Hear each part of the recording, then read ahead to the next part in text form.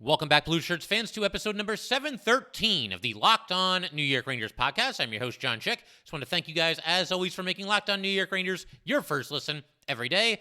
We are free and available on all platforms. And today, the Rangers obviously did not play last night. It's Tuesday as I'm recording this, so we have a non-game recap episode here. And I wanted to spend some time talking about a storyline, that has basically been developing and festering for pretty much the entire season, and more so than ever lately. And I am talking about Ryan Reaves and what the Rangers' plans are for him and what they should do with him and what I think they should do with him. You get the idea. This episode is going to be very Ryan Reaves-centric. I'm going to look at some reasons why the Rangers might want to think about making a change there and maybe moving on, but I'm also going to look at some reasons and stick up for Ryan Reaves a little bit and talk about why I think it might be a good reason for them to hang on to him. I'm going to present both sides of the argument because there's some pretty compelling cases that can be made both ways, so we're going to do that today.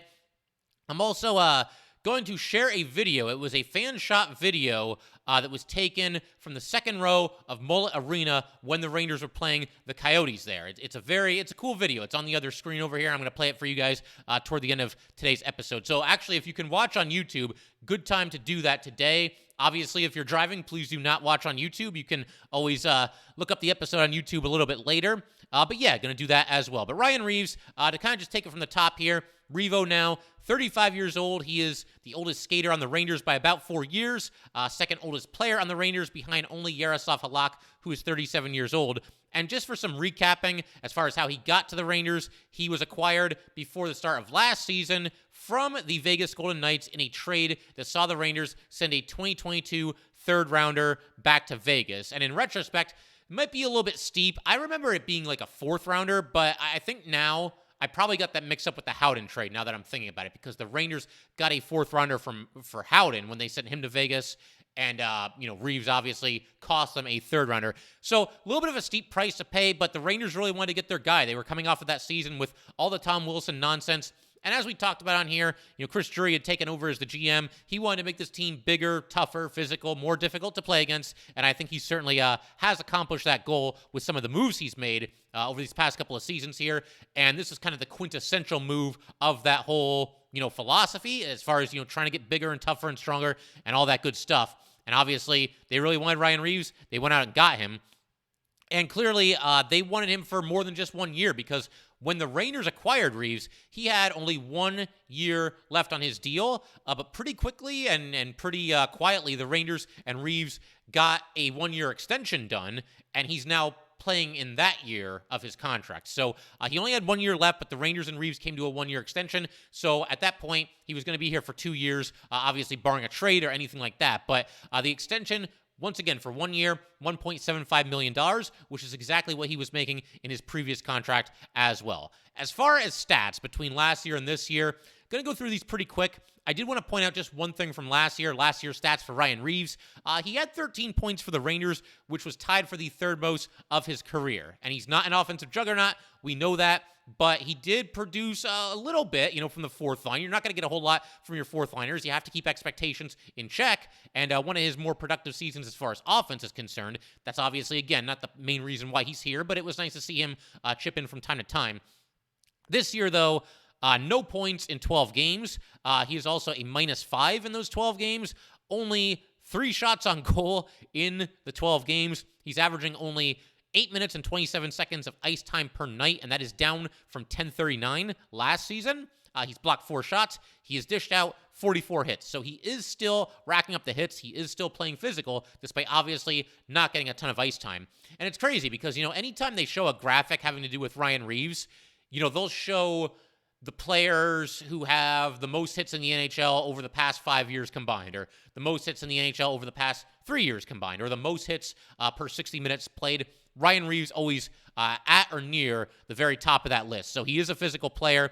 And just for fun, one more stat, kind of an unofficial stat that I'm going to add here as well. Ryan Reaves is 2-0 in fights this season. We've seen him drop the gloves a couple of times and win both of those fights.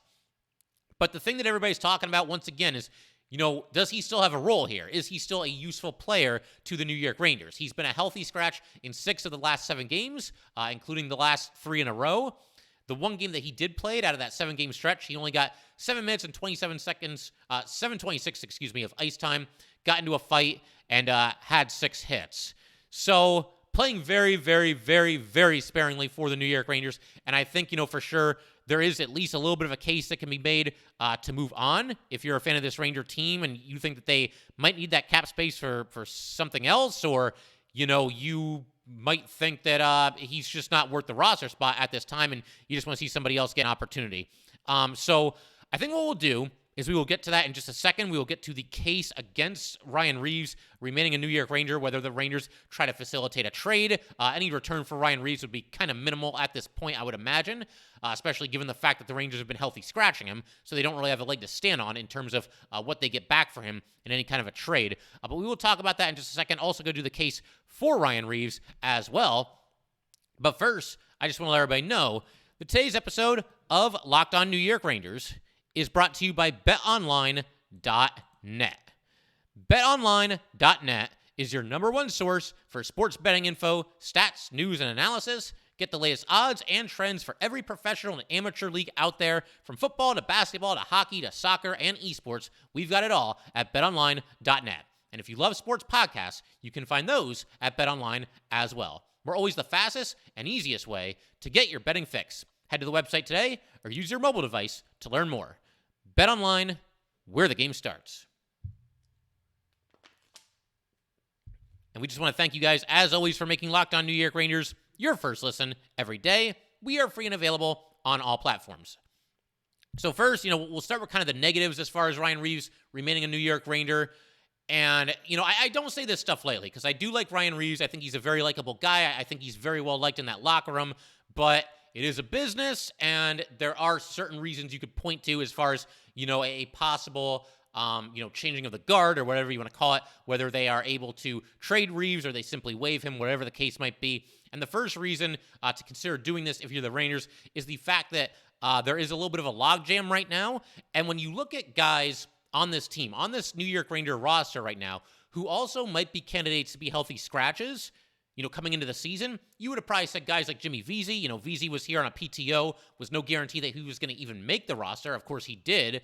You look at guys like Julien Gauthier.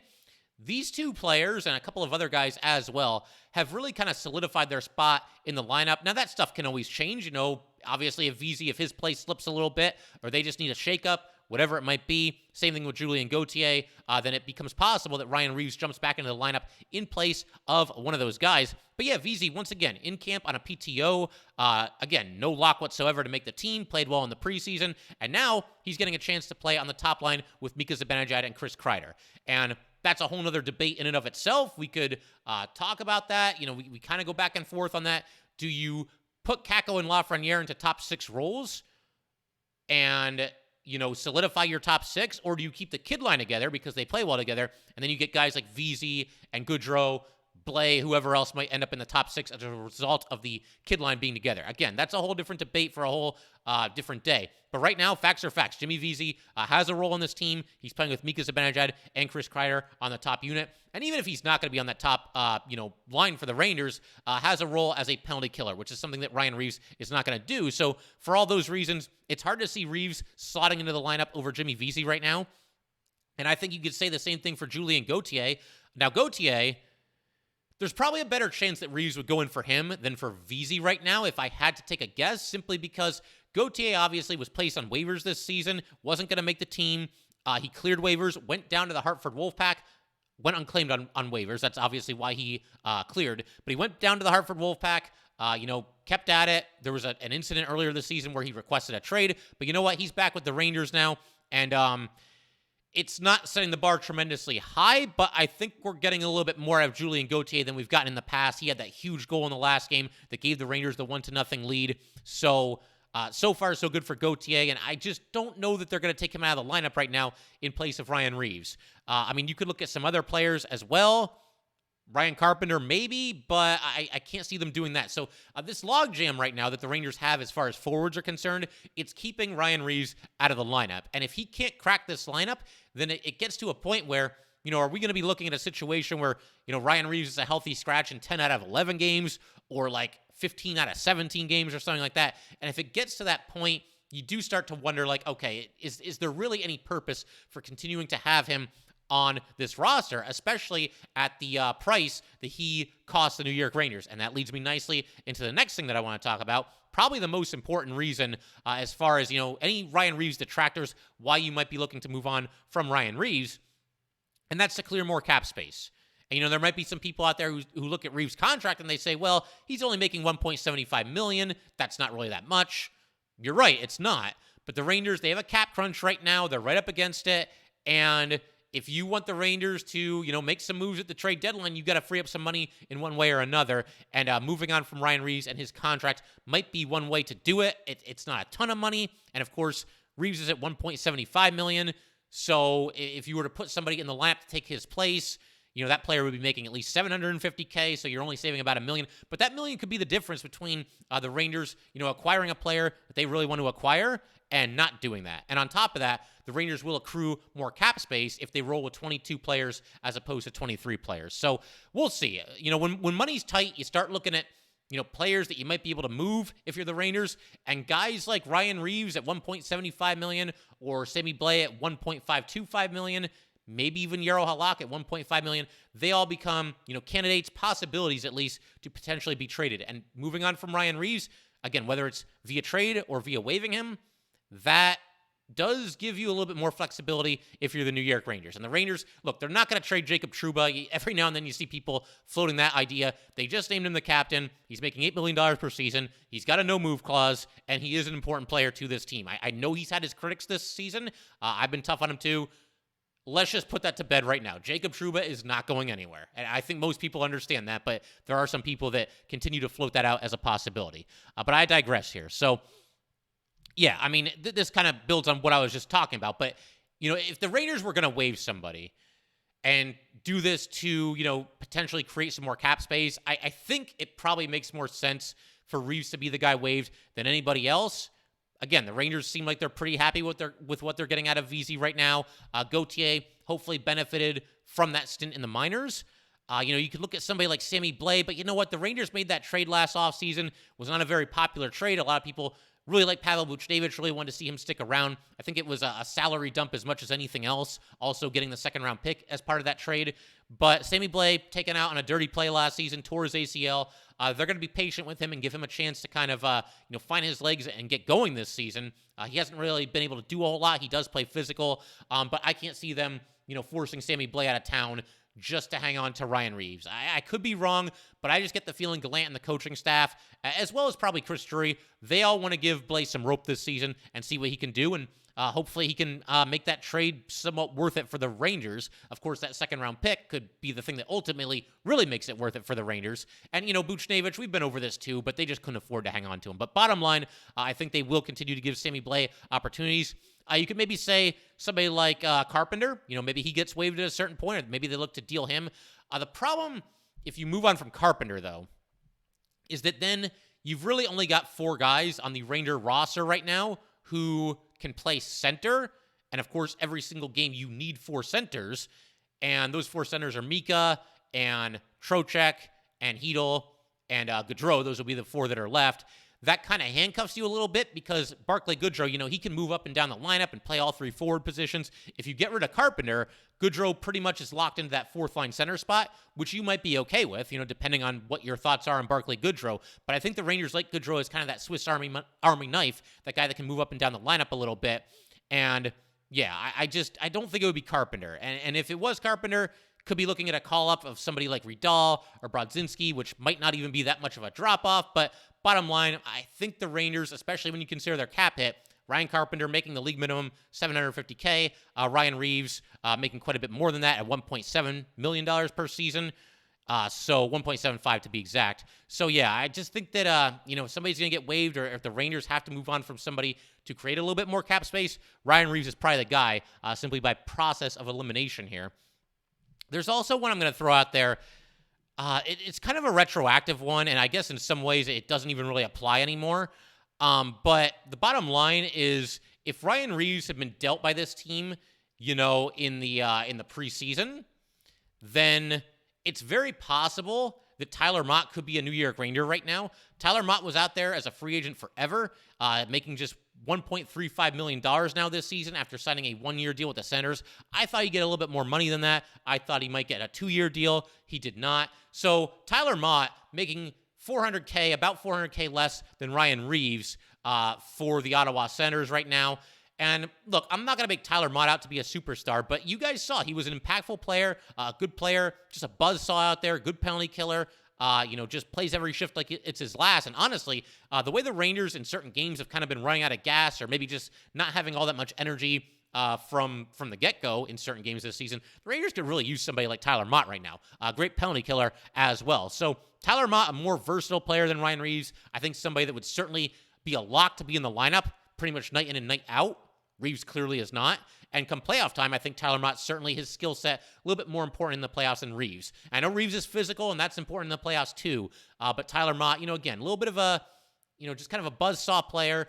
One of those guys, the energy guys, somebody that can kind of solidify the fourth line a little bit and give you a little bit more scoring than Ryan Reaves is going to give you as well. So that was kind of unfortunate. A little bit of a side note here. And I don't want to get Ranger fans' hopes up too much, but I know a lot of fans really, really liked Tyler Mott last year, and you can count me among you. But Mott, he's on the Senators right now.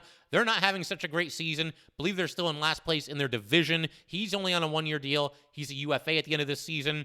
If the Rangers, if they go shopping at the trade deadline, they're in position to be buyers again this season, and if they aren't able to get, one of the big prizes as far as, players are going to be available at the trade deadline, either because they don't offer enough or because, that they can't afford a certain player because of the cap crunch, Tyler Mott may be a little bit of a fallback plan for the Rangers. It'd be pretty wild. I don't think it's going to happen. I don't think you would see them bring him in as a rental for 2 consecutive seasons, but I will say crazier things have certainly happened in this world and certainly in the NHL as well. And again, I don't want to get anybody's hopes up too much, but that thought did pop into my mind just a little bit there. So, yeah, as far as, reasons to move on from Reaves, I think we pretty much covered them all right there. I want to, once again, though, stick up for Ryan Reaves. I'm going to do that in just a second, talk about some of the reasons why it might make some sense to hang on to him, at least at this juncture in the season. And like I said, we're going to do all that in just a second. But first, got to let everybody know, today's episode of Locked On New York Rangers is brought to you by SimpliSafe. Did you know that over the holidays, property crimes like burglaries and package thefts spiked nationally? That's why our friends at SimpliSafe Home Security are offering 50% off their award-winning security system so that more families can feel safe and secure this holiday season. Order your SimpliSafe system for half off today and enjoy advanced security and greater peace of mind this holiday season. Here's why we love it.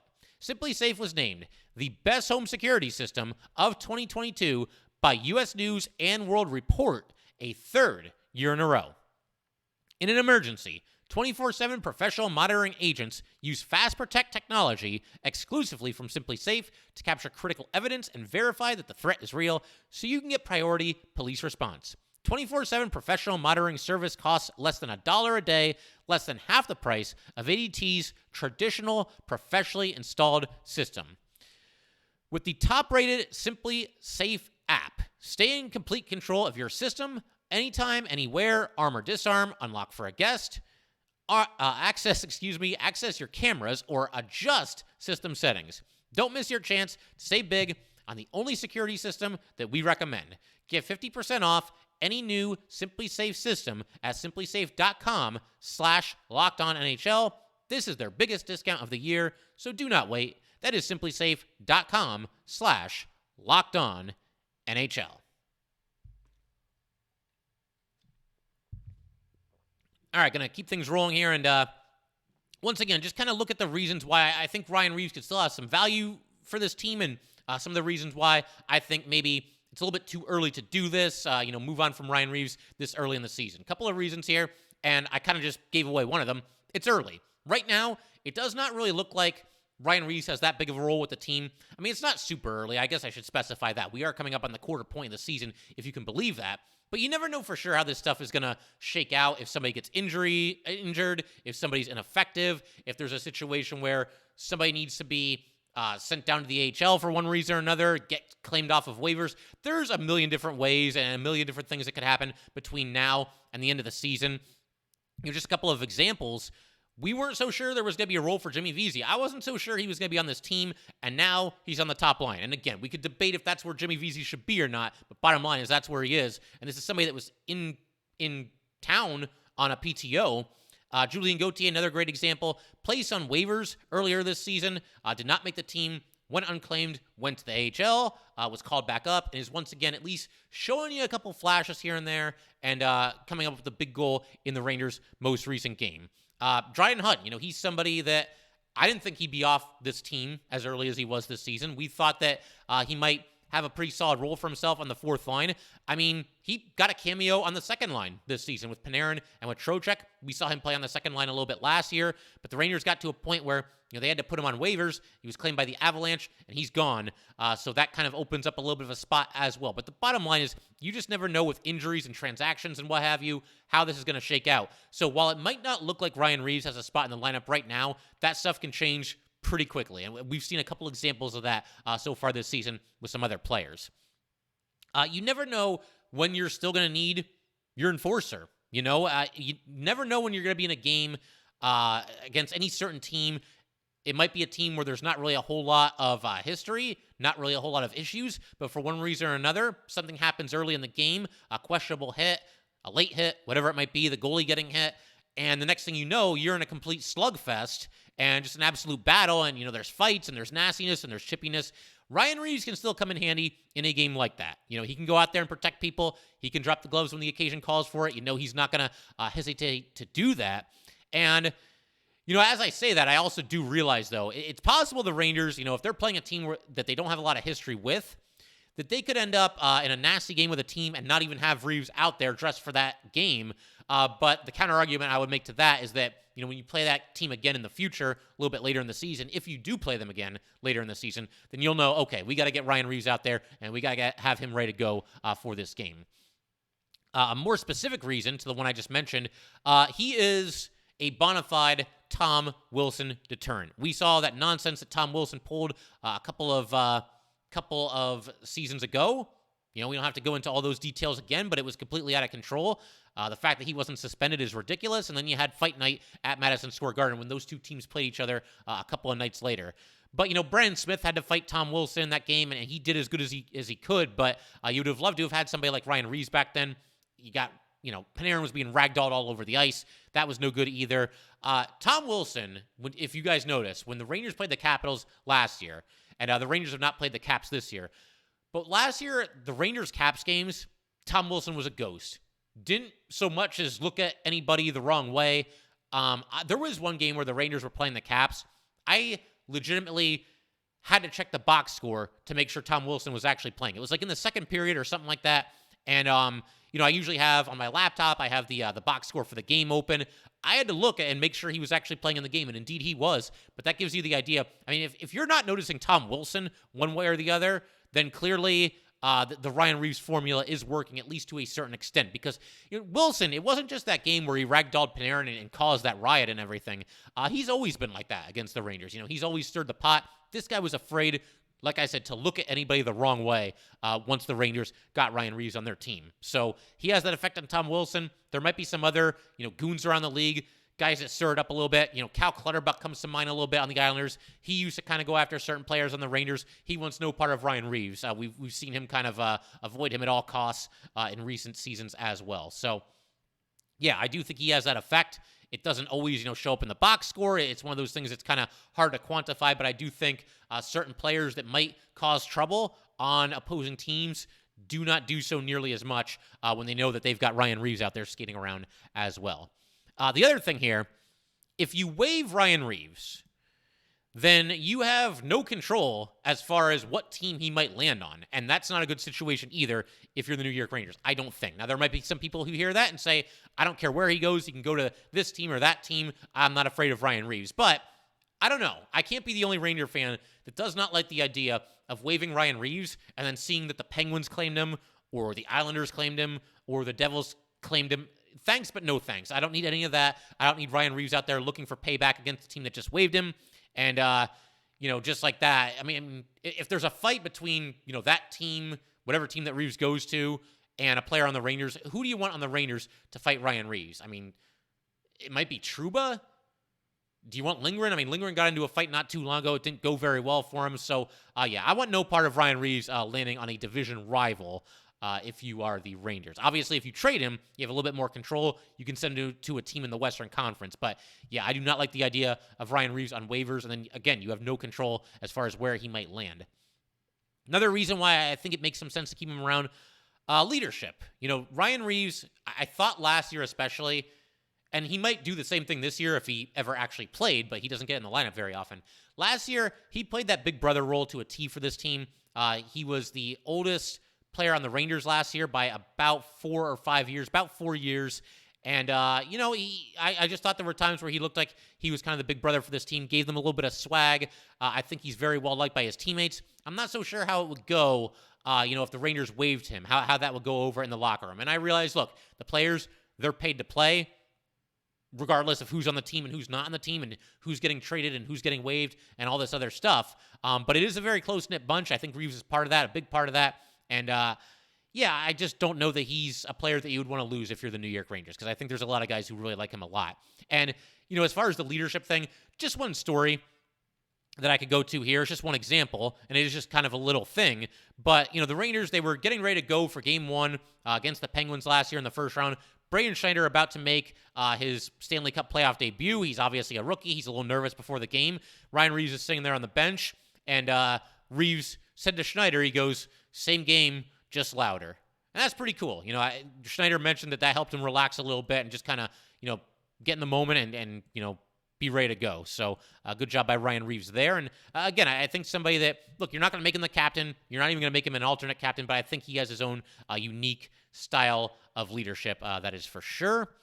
I think, I touched on this one just a second ago, but I think if Ryan Reaves is around, and granted, there's less fighting in today's game than, yesteryear, however many decades you want to go back. But Ryan Reaves, if he's on the team, if you're up against a team where you're expecting trouble, maybe a game against the Penguins, a game against the Flyers, a game against maybe the Hurricanes, it behooves you to put Ryan Reaves in the lineup. And if there is a fight and if there is any trouble, it's Ryan Reaves' job to deal with it. And that way, you don't have to have guys like Ryan Lindgren getting into fights, Jacob Trouba getting into fights, Barclay Goodrow getting into fights. I have no doubt that those players are all ready, willing, and able to do it. But they have a lot on their plate, those guys, and Ryan Reaves, that's his primary purpose on this team, is to go out there, protect people, act as an enforcer, and once again, drop the gloves when you have to. So it's less on the plate of guys that, have other things that are their main concerns as opposed to fighting. I think something else, and this is something that really stood out in the playoffs last year, when Reaves is dressed, if it's been a chippy game, Gerard Gallant will not hesitate if the game is in hand. Now, they're not going to put Ryan Reaves on the ice if it's a one-goal game and the Rangers are trying to protect a one-goal lead. But if it's a game where the Rangers are up like 5-1 or down 5-1 and it's been a chippy, nasty game, Gerard Gallant has shown that he'll put Ryan Reaves on the ice. And he doesn't do it so that Reaves can take somebody's head off. He does it as, a way to dissuade other teams from trying any nonsense at the end of the game. You're not going to act up if Ryan Reaves is on the ice at the end of a game. And we saw that in the playoffs last year. A couple examples of that against the Canes for sure. There was a big stir at the end of Game 3. Ryan Reaves was out there. Tony DeAngelo was yelling at Gerard Gallant. That's a whole other story in and of itself. But they do use him in that role. If it's a lopsided game and if there's been some animosity throughout the game, they'll put Ryan Reaves out there to make sure that nothing happens and the opposing team does not take a run at any of the Ranger players. So, I think that pretty much covers it. I think that the only other thing I'll say about Ryan Reaves, as far as a reason why I would not look to waive him right now, is you could just go with 22 players. I get that. That's certainly an option. But as far as waiving him and to create or trading him even to create a roster spot, there's no forward on the Rangers right now, at least not to my knowledge, and not what I've seen, just looking at stats from the Hartford Wolfpack, that's really truly knocking on the door.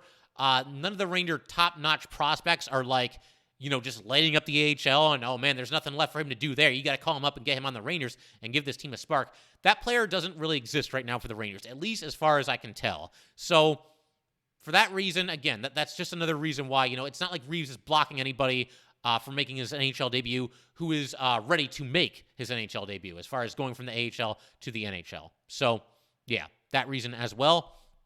And I figure, like I was talking about, we'll end today's episode with this video. But first, I will just say, I think Ryan Reaves, he does play an important role on this team, and I don't think that I would look to pull the trigger right now as far as making some kind of a move here. I'm kind of hoping that maybe he gets one of the 2 games in the back-to-back that's coming up on Tuesday and Wednesday. He's a good guy, plays his role. He can only do so much out there, but again, a well-liked player, a guy that was a big part of this team last season, instilled a little bit of swagger to the Rangers, the big brother of the team, the guy that's going to drop the gloves and do some of the dirty work, the guy that's going to clean your clock, basically. If he gets a chance to lay you out, he's going to do it, and he's going to do it clean. So, yeah, I'm not ready to say goodbye to Ryan Reaves. Certain Ranger fans might be. Certain listeners of this podcast might be. I'm not there yet, though. I like the idea of keeping Ryan Reaves around. You never know when you're going to need him. So, with all that, I figure we can go ahead and, like I said here, go ahead and just wrap up. I'm going to show you a video. Once again, was set in by one of our leaders, Frank. He attended the game at Mullet Arena when the Rangers beat the Coyotes earlier this season, and nice enough to send in just a 45-second video clip here of the Rangers, getting a goal. Mika Zibanejad scoring what turned out to be the game-winning goal. And there you go. So there's anybody watching on YouTube, you can see this now. The video has been paused. And obviously a great view there, but I'll go ahead and hit play here and just let you guys watch the video. And like I said, anybody listening on audio, maybe check it out a little bit later. Don't drive off the road trying to watch this video, but it is a cool video, so I do recommend checking it out later. So here we go. Here, I'll just be quiet and let you guys watch because this is pretty cool.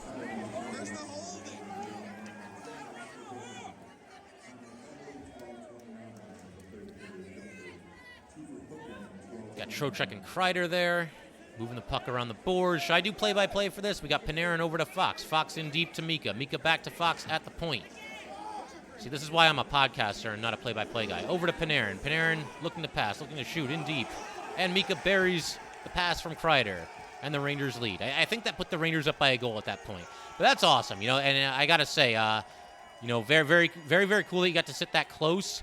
And to Frank, who sent this video in, thank you so much. And honestly, you know what, guys? If there's anybody else who would like to, at some point, send in a video, if you were like at Madison Square Garden, you saw something cool at the Ranger game, you shot a cool video, whatever it might be, go ahead and do it. We can do things like this more often on here. I certainly like to hear from you guys and share on the show whatever you guys want to share, because Ranger fans, we all got to stick together here. And like I said, this is really, really cool. And you got to see kind of a better look at Mullet Arena here. Certainly an angle that we didn't see a whole lot during the broadcast. But that will do it for today, guys. Once again, if you'd like to get in touch with this podcast, please send an email to LockedOnNYRangers@gmail.com. Once again, that is at LO_NY_Rangers. That is our Twitter address as well. So once again, thank you guys for tuning in. Definitely subscribe to the Locked On New York Rangers YouTube channel. And thanks again, guys. And I will see you next time. Thanks for making Locked On New York Rangers your first listen every day. For your next listen, check out the Locked On Sports Today podcast. The biggest stories of the day, plus instant reactions, big game recaps, and the take of the day. Available on the Odyssey app, YouTube, and wherever you get your podcasts.